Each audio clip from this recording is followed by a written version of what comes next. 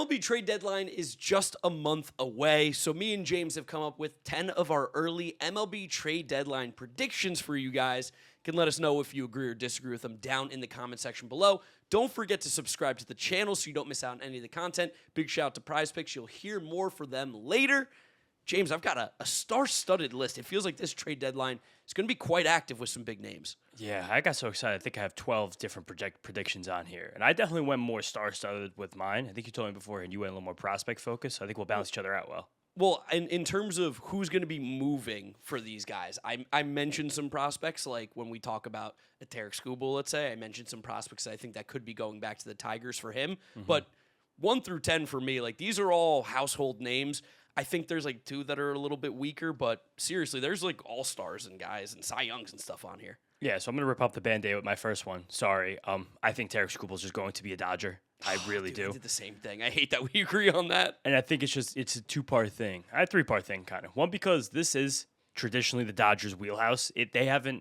I know what they've done in the offseasons the last few years. Now it's kind of become their reputation. But before this, it was go crazy for the Reds at the trade deadline because they have tons of prospects in their system that, I mean, we know prospects, even if you're a good prospect, sometimes it doesn't really work out. And the way they've had risers among the outfield this year, like between Sirota, Tibbs, Charles Davalon, Chase Harlan, like they have just so many bodies they can throw at the Tigers.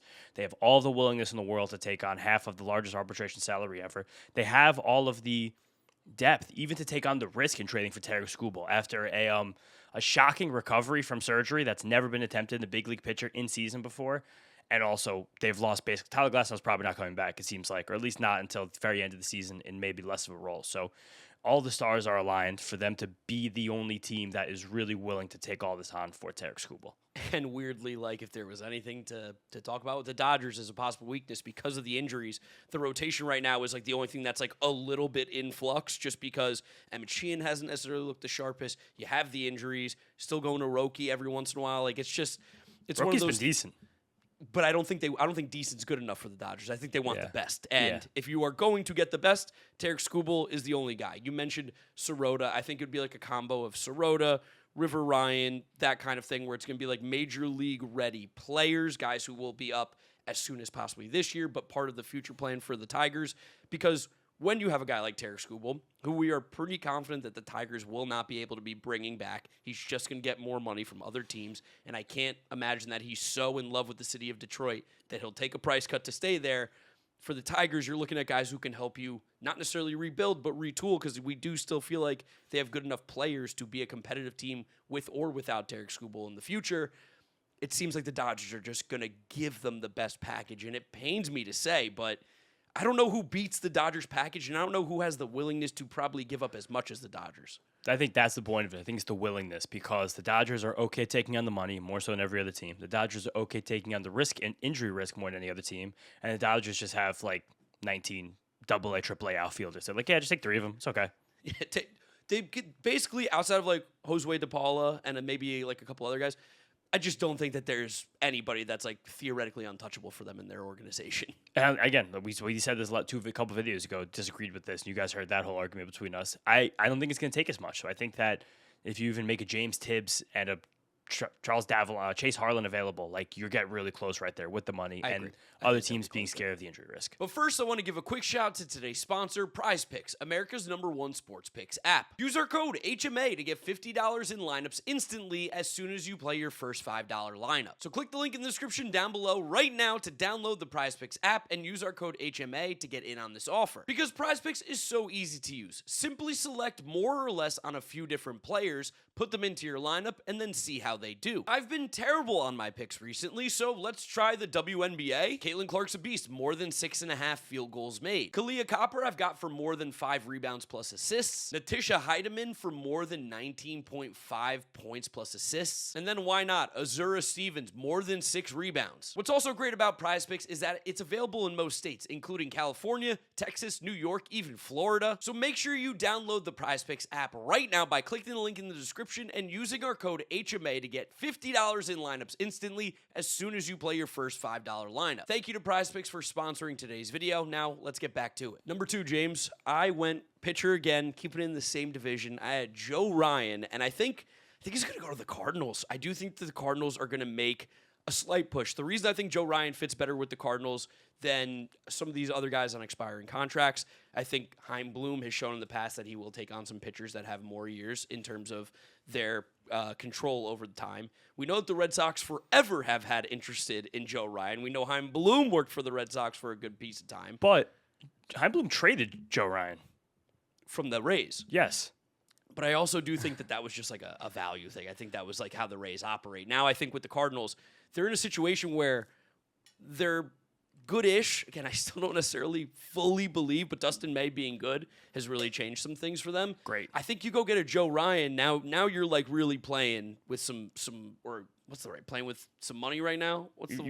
You were saying house money, but that wouldn't be Joe Ryan. No, it wouldn't be house money at all. Pushing your chips in. Pushing your chips in. There it is. You're really pushing some chips in. And I don't think that the guys at the Cardinals would give up because their farm system's kind of in a weird spot where I think they have too high of guys necessarily for Joe Ryan that I don't think they'd give up. But they have maybe what the Twins would be looking for, part of that rebuild. I don't know what the Twins are looking for. I still don't even know if Joe Ryan gets traded. I didn't even include them on my list. I had the Cardinals listed later down as a team I'm watching very intently, and I'll explain why in a second. But I still just can't see them pushing in like that for a guy like Joe Ryan. I mean, maybe I think it's because it's not a full push in. Like I think here's what it ultimately comes down to. Like, because the Cardinals' best prospects are catchers because they have a million catchers. And I don't think the Twins are interested in like grabbing Reinel Rodriguez as much. They wouldn't trade Reinel Rodriguez. I don't think the Cardinals would trade them either. That's but what I'm saying, like, I think that's the one thing where it's like awkward. But I see like some of the pitchers that are in AAA that could be major league pitchers. I think the Twins could be interested in that because we know they'll just stockpile pitchers in their farm system. And like, I also don't know. I feel like Joe Ryan's got to get traded, but to who and who's going to have an amazing package you can't say no to? Yeah, no, I mean, I don't know. Again, like this Cardinals system got rebuilt prospect-wise through last trade deadline and this offseason. A lot of the guys who they brought in haven't been great, but also developmentally, we don't really know exactly what's going on under the hood and how much they might be changing with a lot of these guys. I think also it might be easier to trade prospects that you've traded for rather than prospects you've developed. Yes. I think that could be easy. I'll get to them in a little bit. So my next one was talk about them later. Who's your next one? This is non-specific, so we'll work through some of these names together. But I think the Rays are going to do something crazy. Ooh, okay. I have the Rays on here. I have the Rays on here once, but I considered them for a couple guys. Because the Rays right now have such a good record. They've built themselves this amazing cushion in the American League. But at the same time, they still have like eight spots on their team I think could very easily be improved upon. Between middle infield, starting pitching, bullpen, like they have a lot of places to outfield, a lot of places to improve dramatically. Starting pitching. That's basically everything except first base, third base, DH. The Rays can get a guy. And I think that they are going to do everything in their interest to get a guy, but the rentals, which is usually where the Rays like to shop, are not as obviously available to me right now. So I can see I don't know if it's like a Luis Arias, which would be kind of funny. I had Luis Arias as the Rays. That was weirdly the one I thought of, but I still think that that would fit the Rays, breaking baseball analytically with no strikeouts. That would be exactly fitting for them. But like to me, they scream outfielder so bad to me. I couldn't place the outfielder that makes sense. Looking at my list of 10 guys, I did not list one outfielder. That's what I'm saying. Not very obvious right now. Who are the outfielders available? Like Jarren Duran? I don't think the Rays want him. Mike Trout? No, I don't know. But like the Royals don't really have an outfielder they're going to trade. The Tigers don't really. I mean, the Angels don't really. I mean, they have one, but I don't think it's going to the Rays. The Astros don't really. But I also don't think we'll talk about the Astros in a second. There's not an obvious like this outfielder is going to get moved right now and is going to go to the Rays. Like the Rockies don't have that. The Giants like JJ don't have Bleday, maybe they get JJ Bleday from the Reds. I don't think the Reds are going to get rid of JJ Bleday at this moment. Like that's just their Reds also don't have any outfielders. Like I just don't know. I couldn't figure out.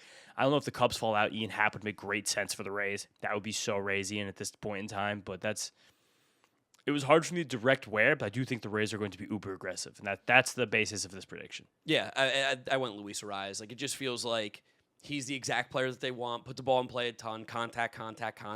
He's played good defense this year. The Rays have one of the worst defensive teams in all of Major League Baseball, which is kind of funny to talk about because, how they're breaking baseball is actually by playing bad baseball, but winning baseball games somehow. I think Arias is just a Ray. He's going to be on the move. He's going to cost basically nothing, I think. I don't think that there's going to be like this crazy price tag for him. And the Rays have a million prospects, and the Giants should take anybody from the Rays system for Luis Arias. But again, for the Rays trade partner, the team I'm circling, I don't think this team's going to sell. In fact, I think this team's going to buy. But just in case things actually get completely ridiculous, it will be the Cubs and Seiya Suzuki and Ian Happ. But besides them, because that's really what the Rays need, another true bat and probably an outfielder. But they're going to turn. They're not going to leave any stone unturned this deadline. You think there's a world where the Rays, because there's like, we've heard the Rays have been interested in these big names before at the trade deadline, like shocking ones. They are more 1-year rentals.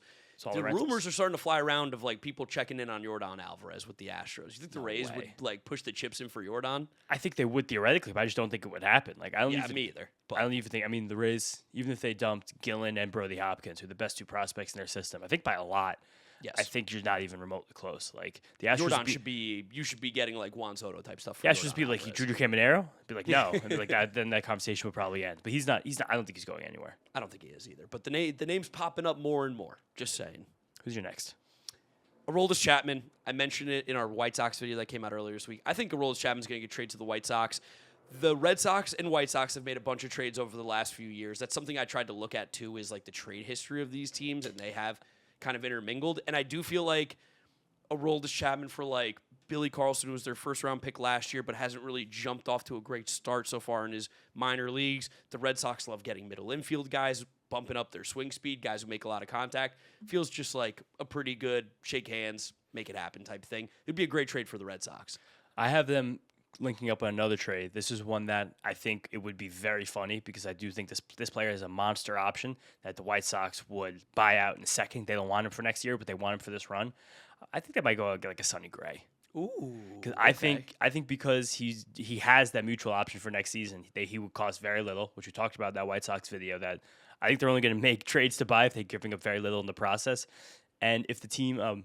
The 2027 club option for Sonny Gray, which is $30 million, includes a $5 million buyout, which is deferred $1 million each, 2027 through 2031. You could tell Jerry Reinsdorf, here, just give him $1 million for 5 years. We're not paying that $30 million. We're going to pay him $5 million for the last 2 months of this season.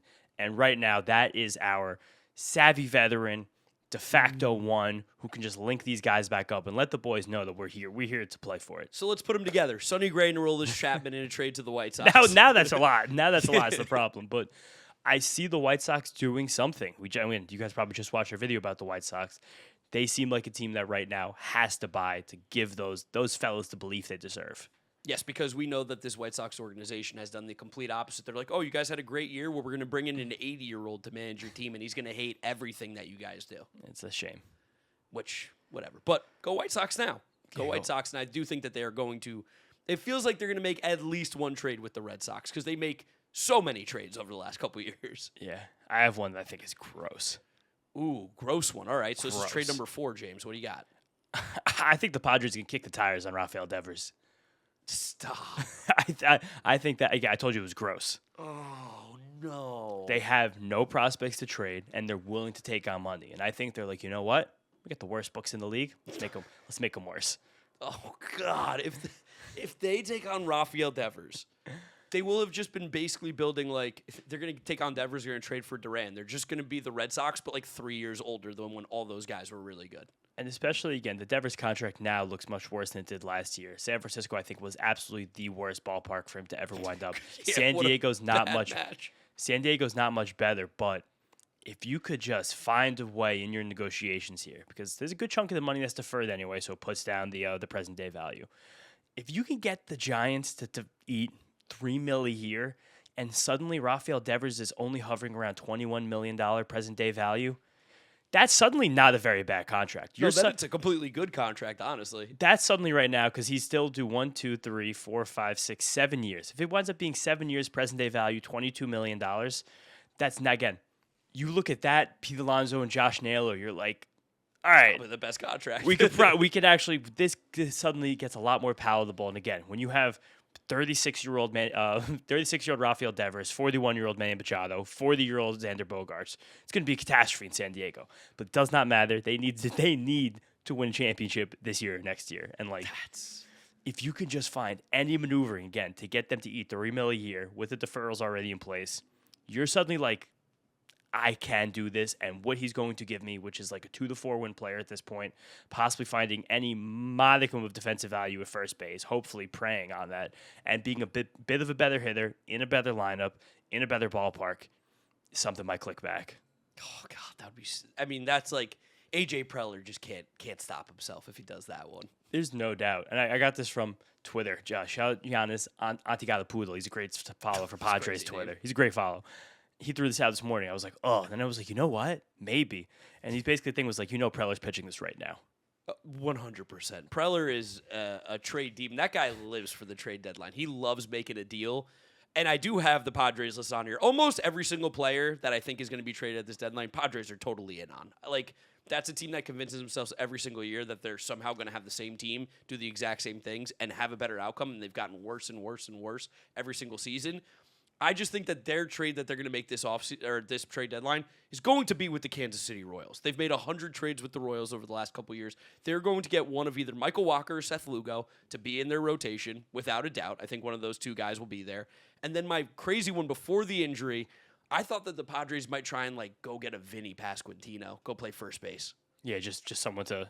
Well, again, similar concept right there. I just don't see the Royals selling low on Vinny. I think it would be foolish of them, but also at the same time, I got to imagine that at some point the Royals are going to correct here a little bit because it's been a catastrophe, and Vinny hasn't gotten any better. This year was so bad to the point where you're like, do I want to be invested in him like we are? The Padres pitching might cinch back together a little bit, though, because Pavetta's throwing again. So just getting him back will be a big deal. I'm trying to look for any updates on Musgrove. I can't really find any, which makes me think if only the Padres had Stephen Kolek. Yeah, but that's exactly what the Padres need right now, Stephen Kolek, but they have Freddie Fermin instead. But Musgrove is also resuming throwing. So again, right now, when Joe Musgrove throws more than 60 innings again, you wake me up. So this is a situation right now where, again, you say these two guys are coming back. There's two huge deadline acquisitions right there.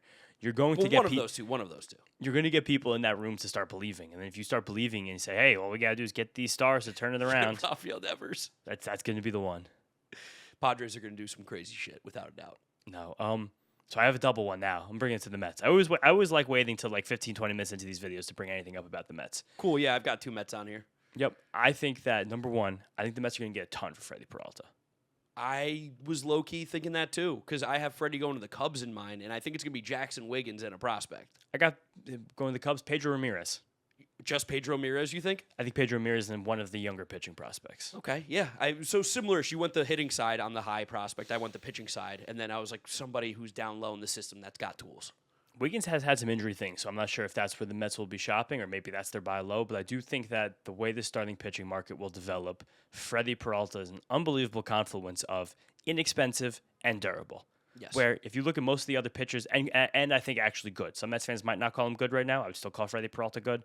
But again, we're talking about Seth Lugos and Stephen Koleks. We're talking about Tarek Skubal. We're talking about Sonny Gray. All of those guys either have massive price tags, huge injury risks, or both. I think Freddie Peralta are worse than Freddie Peralta. Or just not very good. Yeah. So I think that's going to be a situation where the Freddie Peralta rental, I think, will be shockingly expensive. And I think if the Mets wind up selling, which they might not. But also, if the Mets wind up selling, we got a pretty interesting tidbit of news last week from Bob Nightingale that Bo Bichette was still willing to opt out of his contract, which would be paying $42 million next year. I thought about bringing him up too in mine. And I think that gets floated out for the possible reason of get me the fuck out of here. Which would be sick. Bo Bichette looks like he's not having a good time. But now he's also hitting. But if it's public that Bo Bichette's not picking up that option and someone agrees to that before a trade happens, I think he suddenly generates tons of interest. Because like we said, the impact bats are not as obvious this deadline. And second base and third base this year at the major league level, both positions, so bad. The National League has almost no good performing third baseman right now. It's crazy. Nolan Arenado has been one of the best performing third basemen in the National League. Imagine if the Cardinals had him. He does have a full no trade clause as well. But when I saw the trickling out of that news piece last week, where I was like, why the fuck would they ever do that? Bo Bichette counts for $55 million against the Mets payroll. It's how are you saying no to this? But I do think that could have possibly, any full no trade clause, like I said, I think that he's someone whose name actually might come up if the Mets continue to fall deeper out of this race. And he continues to hit well. He's been smoking the ball lately. So very good month. if the Mets are going to still stink, fingers crossed that Bo Bichette plays so well that someone comes calling, because I still can't believe that Bo Bichette would opt out of that contract. No, and just because, again, with the market's dictating right now how few good hitters I think will be available, you suddenly could get a good chunk for Bo Bichette as well. Which would be sick. Oh, man, if we moved off of Bo Bichette this year, that would be awesome. That would be a huge way to win the year despite having a garbage season. But yeah, I think Freddie Peralta's definitely gone. My other Met that I had mentioned was Clay Holmes, and I think it's one of two teams, the Athletics or the Brewers. I think those are the two teams for Clay Holmes right now. Brewers. Brewers, like as much White Sox.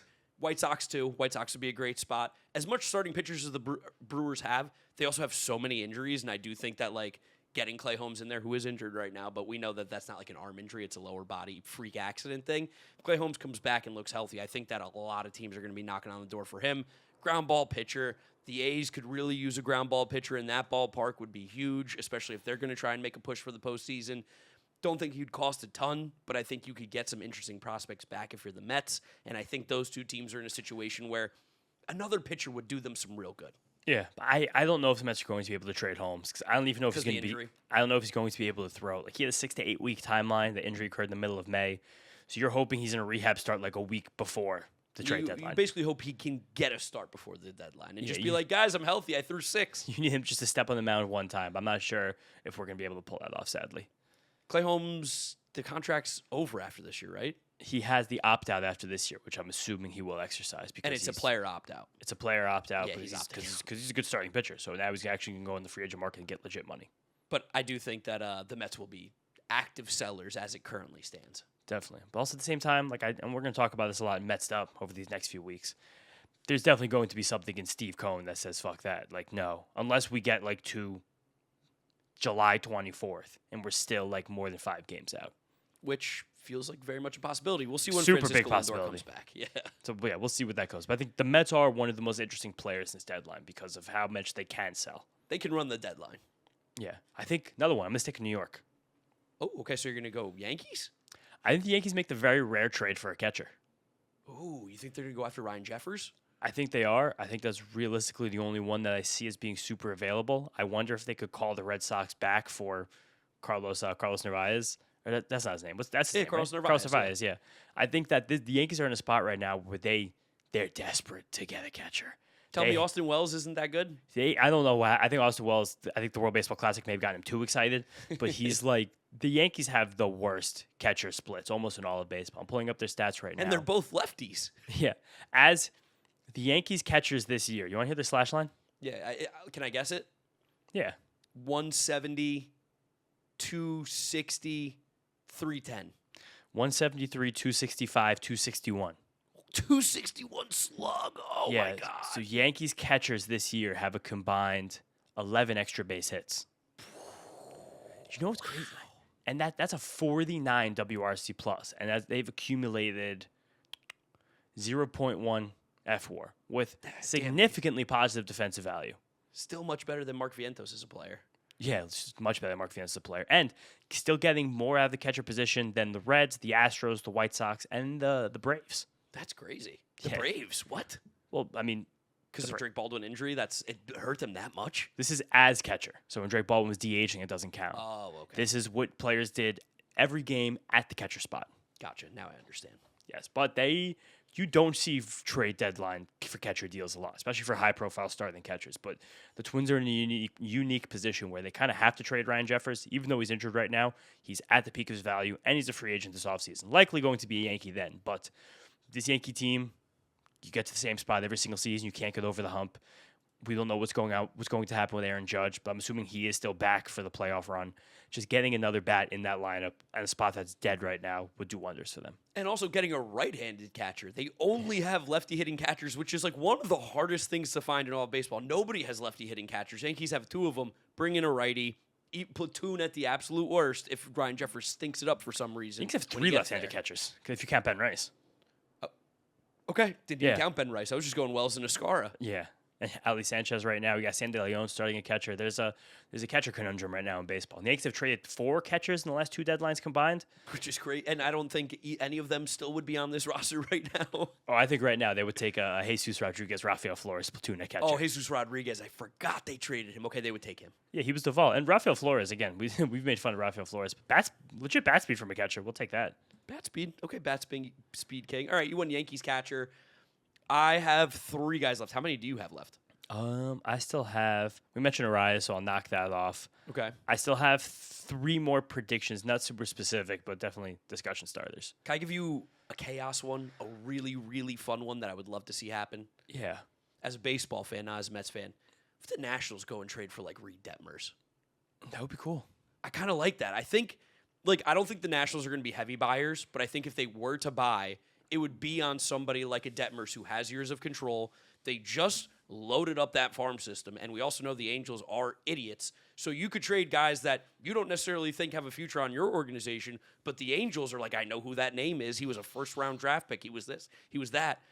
I feel like there's like a path where, like, not even like as an Angel stupid, but like a Seaver King. Seaver King's been playing really well. I know C.J. Abrams is shortstop, and his future's still kind of up in the air, I feel like, with the Nationals, even though I think that they should hold on to him. I think he should be a part of this core. But I could see, like, even someone down the line like Seaver King, because they have so many middle infield prospects right now, the Nationals, for like a Reed Detmers. I think that would be a really good trade for both sides. I think so, too. I don't think the Angels will trade Detmers. I think there's almost no chance of that, though. I think that I kind of like Joe Ryan as a fit for the Nationals, because I think if the Nationals make a trade, they're doing it to make the playoffs this year, but take a big step forward next year. So any trade deadline move, and I think the White Sox and the Cardinals play into this as well. So I guess I'll leave that into my discussion about this, where those are the 3 teams who I just can't wait to watch their strategy and what they do, how they go about this, because White Sox, Cardinals, Nationals, 3 teams ahead of schedule, 3 teams that I don't even think some of their most devout fans thought they'd be in the middle of the playoff race the way they are. And if they make trades, like, sure, we want to reach the playoffs this year, but there has to be sights set on next season.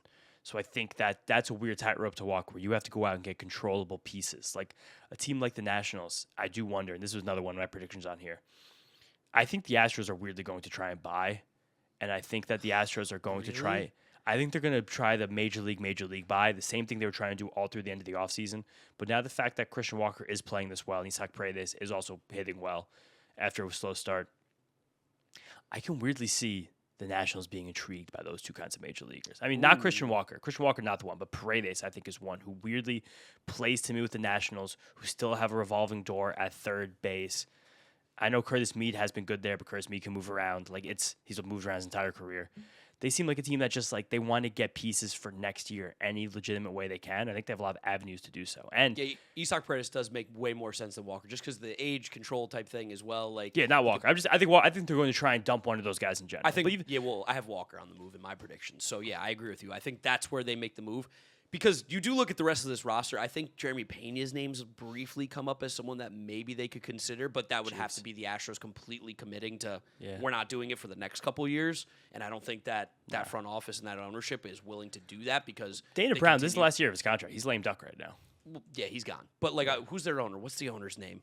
I don't remember. Can't remember it. But their owner, like, it seems like he's not going to allow them to full on sell. But I can see a Christian Walker and Isaac Paredes on the move. Also, Astros don't have very many good players that are actually tradable. No, and again, a guy like Paredes, he's a low risk for the Nationals, because he has a club option next season that I'm on Spotrac right now, converts to a mutual option with a top 10 MVP finish this year. So I think that's out of the question. So we're good on that. So that he's not going to block anything in their system too much, and he also gets them a nice right-handed bat, which they don't really have a ton of right-handed power, reliable right-handed bats in that lineup. Just to be there at the end of this year, be there next year, add some legitimacy to, again, first base or third base, wherever they feel less comfortable with Curtis Meade. Even Luis Garcia has begun to hit again recently, but just to move everyone down a rung there, even just maybe, I don't know what's going to happen with Dylan Cruz, but get another bat in that lineup, I think it would do wonders for this Nationals team.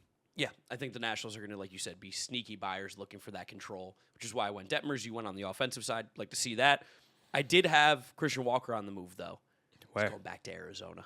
Okay. They so desperately need a first home. baseman. He's coming home.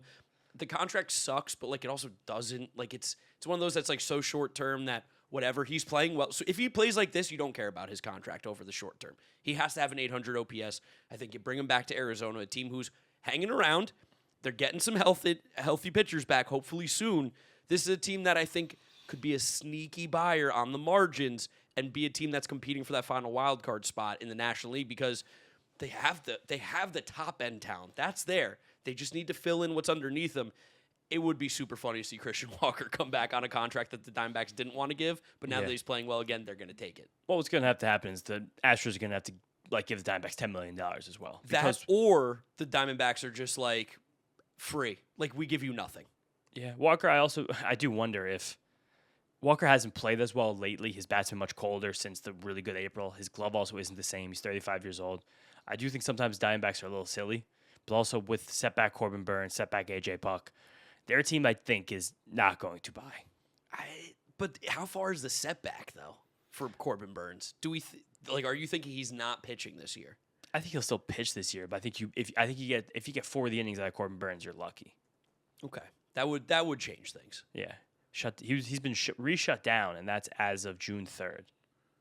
Okay, so he began his throwing progression, and now he's been completely shut down. So he has no. He's not shutdown's no good. He has no clear timetable return. He's not been cleared to throw again. That's bad. That's what I'm saying. I think their team is going to be like, that was fun. We'll see you next year. Just enjoy it. We'll see you next year. They also, because they do need Corbin Burns. If Corbin Burns throws 40 innings, they have no shot. Absolutely no chance. And they love kind of winning 79 to 83 games. They do. But that also gets you possibly in the wild card this year. So. It does, yeah. Nationally, it's a little more competitive in the American League, though. But I do think Christian Walker or Isak Perez, one of those two is on the move. But it's going to be to a weird team. Yeah. I have last one, which is going to be weird. Okay. My last one's weird, too. I think the Braves are just going to be so weird. I think the Braves are going to plug holes left and right with nonsense. Okay, I like that idea. I mean, me and you have talked about it on the Mets Up podcast. Shout out the Mets Up podcast. Go subscribe if you're a Mets fan. They are a paper tiger, so they can fill in everywhere. As good as this Braves team is, they have a lot of holes, which sounds insane. The bullpen's money. I actually don't think they really particularly are going to go after much bullpen. If they do, they're going to do the Tyler Kinley type stuff that they did last year. But I think they could go get 2 starting pitchers. I think they could go get some guys in the outfield. They could make this team better than it already is, which is a pretty damn good team. Yeah, they're going to try and embody what they did in the 2021 deadline. Just give us a bunch of veteran bats. Let's just plug up the bottom of this order. And maybe they're going to get Jorge Soler back from the Angels, aren't they? They might bring him back one more time, and also just any starting pitchers ever. Because the Braves are in a spot where I think if they wanted to be competitive for any of these big-time starting pitchers, they could do so. But I think that their starting pitching prospects to trade, I think, are just better than other teams are going to trade. So I think they might just not want to do that from a value proposition wise. I don't think they want to include J.R. Ritchie. They're not going to include Tidier Fuentes. I don't think they want to include Cam Caminiti. I don't even think they want to include Hurston Waldrop. Those are guys Owen Murphy. Yeah, Owen Murphy. Those are all guys that could contribute in their rotation down the stretch. And whenever Martin Perez, Grant Holmes, Bryce Elder, whoever can't finish the job out of them, they'll wind up in there. And then the bad news about Strider, the Schwellenbach situation, I don't know what this team's going to do, but this is what I'm saying. This is going to be Alex Anthopoulos doing devil magic and just filling the random holes with no prospects like he's able to do. Yes. I think Robbie Ray could be an interesting arm for them. Robbie Ray's very much on the move. I know he stinks, but tell me that wouldn't be Braves devil magic all over again.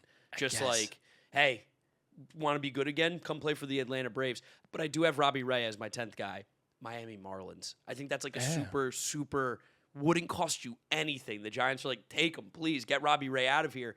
And while Robbie Ray's given up an unbelievable amount of home runs despite pitching for the San Francisco Giants this year, it's an even better ballpark to pitch in to not give up home runs? Miami. I could see Miami, who's been playing unbelievable baseball since the Mets swept them, which is so funny, being this rotation does low-key suck right now with all the injuries.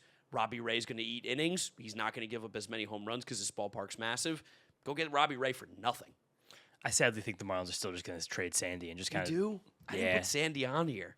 I didn't put him on there either because I don't know where he kind of fits in everything right now. I think we just still need to literally see more Sandy. But this Marlins team is kind of even a step behind that pack of Nationals, Cardinals, White Sox of you're not going to give up real assets to try and make a wild card spot this year. Yeah, I think the Cardinals are better than the Marlins. I think there's a lot of teams in the National League that are better than the Marlins. I'm not a Marlins believer as a legit playoff team. I think they're getting hot. I wish, our favorite team could get hot for once in their life. So it's a hot streak. But before that, they were playing also some of the worst baseball in the National League. So it's very hot and cold. They fought to get to 500. It's been a great season, but what they would have to push in to actually get to that next level, I feel like is too much. Yeah, they never will. Neither of us mentioned the Pirates. I don't know what the Pirates are going to do. They're playing really bad. And anytime you have to pay more money, I get worried with the Pirates. I love them for Aroldis Chapman conceptually to bring him back, but they have a million lefties. Yeah, that was my bad. What was that, a month and a half ago now? I said the Pirates would catch the Brewers. You I think have killed them. I think since then, the Brewers are like 10 games better than the Pirates, which has stretched out their lead to 10 games over them in the division. Something that will not be caught. Yeah, we didn't mention them. Some other teams we didn't mention that are like in the mix. Didn't mention the Phillies. They need outfield help, but I don't know who that is going to be. Yeah, they're going to wind up doing something. Like the Mariners are going to wind up doing something. Yes. Like I think a lot of these teams, the Guardians will do something. But these, I don't know. I kind of wanted to have a little more fun with this. I think the Blue Jays are a team that I think will stay in the race. I don't think they're going to sell. I don't think they're going to sell. I was trying to find where they buy to, and it's one of those situations where it doesn't really fit. No, they want Bo Bichette back. They could have him play second base. I think they just want their guys back in general. But again, I think we still need a lot of this market to make itself clear to us beforehand. These were our early trade deadline predictions. Can I throw out just a couple chaos names I want people to keep an eye out for this trade deadline? Yeah. Gunnar Henderson. No. Gunnar Henderson. Keep an eye out. Shot. I'm not saying the likelihood is very, very small, but I think it would be a good time for a team to go crazy and just be like, here's a package you can't say no to. You can't say no to it. Him with the Orioles right now is not a good situation, it feels like. That's what we're saying that one of these teams in the middle should go and do. Yes. Like, I don't like the Guardians trade for Gunnar Henderson. Oh, God. If the Guardians trade for Gunnar Henderson, they might win the World Series. The Guardians trade for Gunnar Henderson. The Yankees should try and trade for Gunnar Henderson. Yeah, they should. But that won't happen. Every team in baseball should try to trade for Gunnar Henderson. Like, the Orioles would be idiots if they do, but there's a weird vibe around the Orioles again.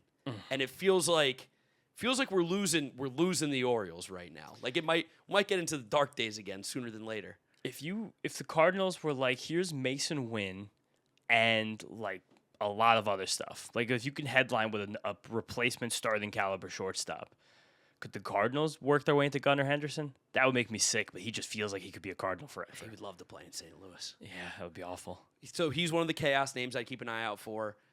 For the Boston Red Sox, I don't think I like Wilson Contreras. I think is a name that maybe could be on. Didn't the he move. just hamate? Didn't he just hamate too? Did he just hamate? I that could have been just this weekend. A lot of things have gone on in my mind. Let me that could see. have been a dream. That might have just been a dream. I don't think he got hurt. Did he? Wilson Contreras. No, I think he's fine. Okay, never I mind. think he's fine. I think he might have had hamate, but I think he's fine. Okay, yeah. He's a name that I think could be an interesting one that could be on the move. Again, looking through the American League. Tigers, maybe they move on from one of these younger guys right now and try and cash in. Also, I think Gleyber Torres is someone that a baseball Gleyber Torres team will be on the move for sure. should be looking to pick up. Athletics, Definitely. I think, would be a great spot for Gleyber Torres. I think we said that in the offseason. Texas Rangers, you move on from Mackenzie Gore right now. No. Why? He's actually just started to pitch better. But, like, they suck. You try to move Corey Seager this trade deadline? No one's going to take him. Like, God, who wants that contract? There's some great. Every single player on the Giants, I think, is available. They've been listening for Logan Webb calls, which is kind of crazy. I think Joe Adele is a name that could be on the move because, as we're saying, there's a very soft outfielder market. He's someone that could find some value. It's getting. With the expanded playoff, I just need this to take shape a little bit more. Oh yeah, everybody's 500 right now. Yeah, it's annoying as hell. Besides, that's why we need a salary cap. There's too much parity in this league. Yeah, everyone's 500 except the Mets and the Dodgers. Yeah, I mean, like Willie Castro will be on the move again. Whoop-de-doo. Who cares? Kyle Freeland. I mean, not Kyle Freeland. Tomoyuki Sugano. Like we said before, Jose Quintana. Eugenio Suarez will probably be on the move. Maybe. I don't know. I mean, he just saved his whole stat line with that big game against the Mets on Monday. But I don't know. Red Sox are going to try and dump everything, but who knows what they're ever thinking. Yeah, no, Craig Breslow is truly a wild card. But I do think that this is going to be an awesome MLB trade deadline. Yeah, especially after last year was kind of a soft one. Last couple of years have been a little soft, but I think this one's going to be great. Let us know in the comment section down below. Who do you think gets moved? Where do you think they're going? Don't forget to subscribe to The Windup for more baseball content. You can follow James on social media at James Shiano. And I'm Draftnik Mark. Thank you guys for listening. Thank you for watching. We'll catch you on the next one. Peace out.